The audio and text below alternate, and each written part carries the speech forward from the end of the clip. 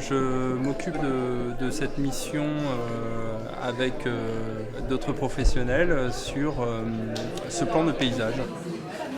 Les enjeux vont être de savoir si les politiques publiques peuvent à un moment s'accorder avec les enjeux de l'habiter, les enjeux de se reconnaître dans un territoire lorsqu'on est habitant. Parce qu'il y a des choses du paysage Ouest-Creuse qui sont peut-être les mêmes dans les structures, disons, je parle de structures, mais c'est des routes, des lisières, des forêts, des boisements, des vallons, qui sont peut-être communes à des paysages en Corrèze, des paysages peut-être en Ardèche. On va retrouver quelques référents communs.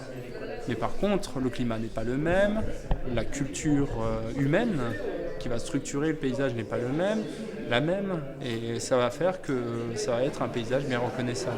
Le paysage de notre région évolue.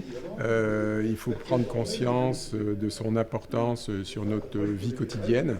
Et nous, élus, avons un rôle à jouer dans l'avenir de notre paysage, qui est notre cadre de vie.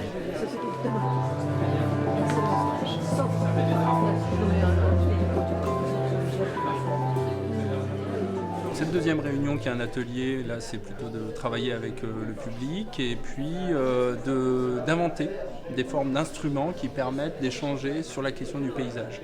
Comment le rendre plus ludique, simplifier son appréhension, parce que le paysage est une notion très complexe finalement à discuter, à partager. Chacun peut avoir une définition du paysage. C'est un mot qui est très utilisé, paysage politique, paysage, son paysage. Le paysage, c'est surtout un espace dans lequel on peut laisser l'esprit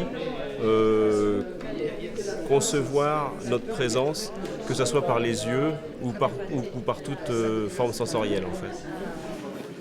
L'intérêt de ce qui se passe ici, c'est à la fois de participer aux décisions, à la politique, donc la politique des paysages, aux décisions qui interviennent sur les paysages localement. Et c'est aussi le faire ensemble, avec à la fois des gens qui vivent depuis de nombreuses années et d'autres personnes qui sont ici depuis plus temporairement. Et l'intérêt de la démocratie participative, c'est d'en être acteur et de plus en être spectateur et râleur ou d'y participer réellement. Je viens chercher le regard du technicien sur le paysage pour le confronter à mon regard d'artiste. Qu'est-ce qu'on regarde, comment on travaille, quels